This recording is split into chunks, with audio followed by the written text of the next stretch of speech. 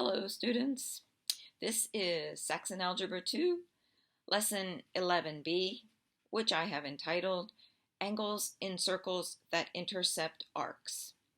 And this is the skinny. It's the skinny because we will not do all of Part B in this video, but we will do enough to get you started on the practice problems and the problem set. This lesson is also called Inscribed Angles in the text.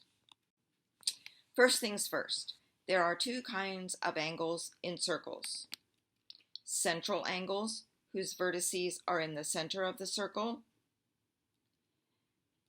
and inscribed angles, whose vertices are on the circumference. A central angle intercepting an arc. The rays of the central angle are intercepting an arc. That is, they are cutting the arc out of the circle. The red arc is only there for clarity. The important thing is the measure of the arc equals the measure of the central angle. How many degrees are there in a complete circle? 360, of course. We measure arcs in degrees. An inscribed angle intercepting an arc. When an inscribed angle intercepts an arc, the measure of the inscribed angle is only half the measure of the intercepted arc. The important thing is the measure of the inscribed angle equals 1/2 the measure of the intercepted arc. Problems with inscribed angles can be straightforward. Look on page 64. There are 3 circles on the top of the page. The first circle shows a central angle of 44 degrees with its arc of 44 degrees. The second circle shows an inscribed angle intercepting the same arc that was in the first circle, the arc of 44 degrees. Notice that the inscribed angle is only 22 degrees. Problems with inscribed angles can also look very tricksy. This is the top third circle on page 64, the tricksy one. Don't be thrown off. The tricksy ones can be the most fun to solve. In a diagram like this, look for vertices on the circle. These yellow ones are also vertices of inscribed angles, but they are not the inscribed angles of interest. We don't know anything about the arcs they intercept. You will just have to learn to recognize the vertices of interest. So for us, the red ones are the vertices of interest. Then follow the rays of those angles to see what arc they are intercepting. Here, 3 inscribed angles are intercepting the same arc. The top one I'm trying to show in blue, the middle one I'm trying to show in red, and the bottom one in green.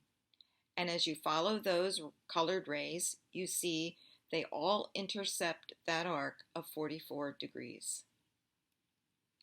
Therefore, the angles have the same measure, which equals half the measure of the arc, which equals 22 degrees. Now we'll look at the 3 circles in the center of page 64. Each of these circles has an inscribed angle that intercepts a diameter. How do we know that they are intercepting diameters? We can tell because of the little dot that indicates the center of the circle. If there is a line in a circle without a dot, the problem has to tell you that it is a diameter. Never assume that a line is a diameter. But since these lines all have a dot, they are diameters. A whole circle equals 360 degrees. A diameter is a central angle that is a straight angle. It intercepts an arc of 180 degrees. And any inscribed angle that intercepts a diameter equals 1/2 of 180 degrees, which is 90 degrees. Now you have a quick way to make a right angle without a protractor. Finally, look at the 4 circles at the bottom of page 64. These 4 circles are there to step you through a kind of proof showing mathematically that the measure of an inscribed angle is only half the measure of the arc that it intercepts. I have unpacked that proof in a separate video. It is important to learn to do proofs. You will do proofs in geometry and probably later in this course. Please make a commitment with yourself to watch the proof another time when you're refreshed and not stressed out about math, preferably. But we can skip it for now and still finish this lesson. Example 3. Find x. Here we see an inscribed angle that is 40 degrees. We are also given algebraic expressions for 2 other arcs and asked to find x. How many degrees are there all around the circle? 360, of course. We know that 40 degrees is only half the measure of the missing arc. So the missing arc is 80 degrees. The sum of all 3 arcs equals 360 degrees.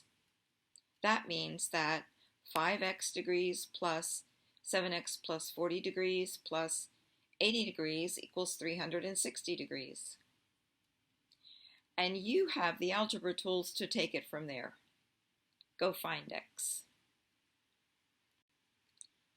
One final word about recognizing diameters in diagrams. There is a diameter in this diagram, but it is not indicated by the little dot. When you read the problem, you will understand which line is the diameter. The problem starts out, one central angle is 40 degrees as shown.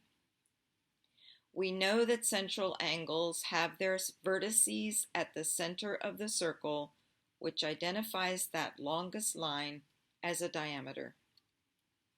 The 140 degree angle and the C degree angle form supplementary angles, which equal 180 degrees. Also notice the 140 degree angle is the vertex of an isosceles triangle because 2 of its sides are radii of the circle. I hope this video helped you to master this material. See you next time.